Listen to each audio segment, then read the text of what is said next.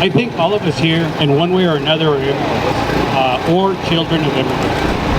And our families came in search of what would be their American dream. Some people came because they wanted to work. Some people wanted to do their own business. Some people became teachers, and some people wanted to serve. And many of those brothers and sisters became members of our armed forces.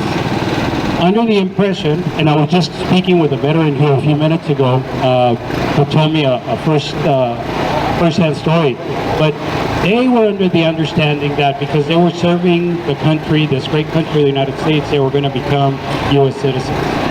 Little did they know that that was not the case.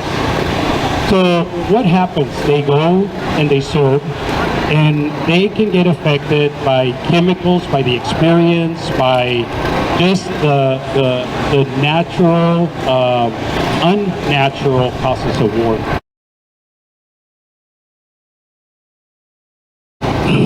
One of the things that I want to say is thank you, Ramon, for having or inviting me here. It's an honor and privilege.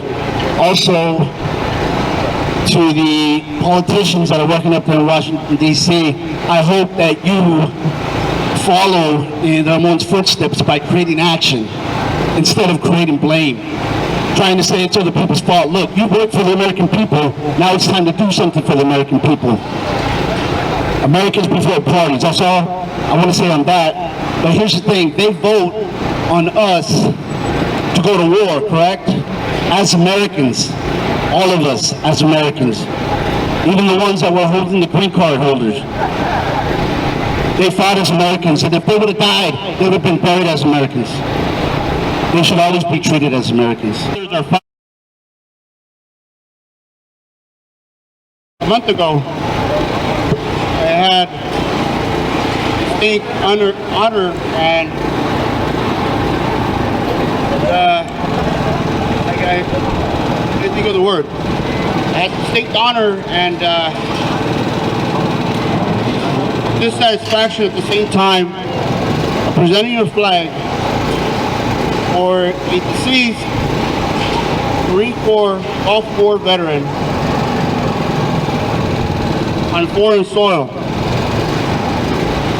I met Mr. Erasmo Apodaca roughly a year and a half ago. So we got to know him quite a bit, myself and Ernie and Raymond. And the next time we saw him in a casket,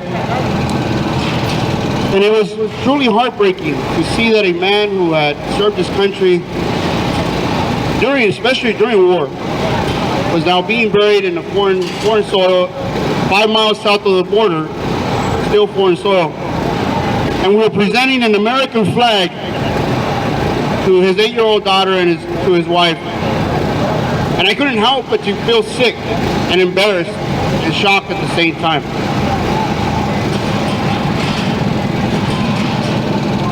Our military, our veterans, sacrifice so much. We don't have to go to war. We don't have to go to war to sacrifice. We sacrifice our youth. We sacrifice our body. We sacrifice our minds. In many places, many times we sacrifice our souls. And we come back here. We never come back the same. We leave as 17, 18-year-old kids. And then we come back here and just expect us to fit right back in. Many of us suffer from issues like PTSD, as many as other folks have mentioned. PTSD, depression, alcoholism, many of the issues that we pick up there, directly tied to our service. And as I stated over and over and over this past week, over every interview, those of us that are American citizens, we get to make a comeback. I am now an elected official. If I would have been a green card soldier, I would have been deported a long time ago. And that's what happens to these folks. They make a mistake, they get deported, and they don't have an opportunity to do it again. Again, these folks have served in war, combat, peacetime, it doesn't matter. They toed the line. They defended this country.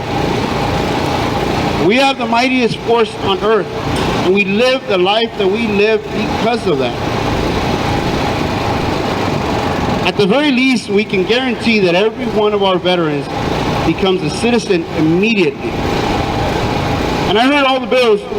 Love your sign, Mr. Denicochea. And we've seen all the bills. And I'll be honest, and I don't want to criticize it directly, every single bill falls short. 25 years of this, introducing legislation that does not address the root cause of the problem, and it goes anywhere. There are all these movements across the nation. There are murals being erected. There are signatures being collected. But there is no joint effort. We haven't been loud enough. So when we presented that flag, we also made a few comments. And I told the family, como les prometí ese día, desafortunadamente ya no estaba Erasmo con nosotros, pero ese no era el final, era el principio de este movimiento y le íbamos a darle con todo. So I told the family that unfortunately, although Erasmo is no longer with us anymore, that this was the beginning of a movement, not the end. And I try to keep my word. I left and discussed. Me and Raymond left. We came back to the house. It wasn't a typical conversation. We were saddened by what we had seen, and we were heartbroken for the family. So we come here and we're doing it, and I saw how much attention our walks get, the one that Ernie and Raymond put together every year for Veterans Day, Memorial Day. And it just clicked. Something said to me, hey man, walk the line. And bring awareness to this issue and put pressure on this administration. Put pressure on our elected officials. They have made promises. Now let's hold them to it. This isn't a Democratic issue. This isn't a Republican issue. Policies that were pushed during the Clinton administration have remained in place during the Bush administration, the Obama administration, and they're still in place today with the Biden administration. So what this tells me is just been a lack of will to get this done. So we're going to get real loud. We're going to beat our drum from one ocean to the other. We're going to walk and walk. And we're going to have rallies like this every town that we get to, looking like this, all raggedy, right? All stinking. But I want to thank Juan came from San Diego today, walked the 40 miles that we walked today, and so did Mario. I mean, he has been out and not doing this kind of stuff and in fair weather, and he came and he knocked it out today. So how you feeling, bro? Do something about it where they will also know who they are, and shame on them if they don't. But there are a lot of people already in Washington who have made some efforts to get things done. We're going to have a unified effort. We're going to go from here again, from here all the way to Brownsville and dip our toe in the Gulf of Mexico. And let's hope that by day 45 we have some meaningful legislation pushed forward. And if not, Hector has already started a campaign so that we can roll right up to Washington, D.C. And if this isn't an indicator of what's to come, I'm exhausted right now. I'm going to be really tired by then. So I hope we'll get it done, though. We're going to get it done. There's no doubt in my mind. This was the biggest obstacle, that we're going to get it done. But we hope at day 45 something has happened, and it's going to take all of us. It's going to take every single one of us here, and you guys know what to do, right? The calls, the letters, just being united on this effort.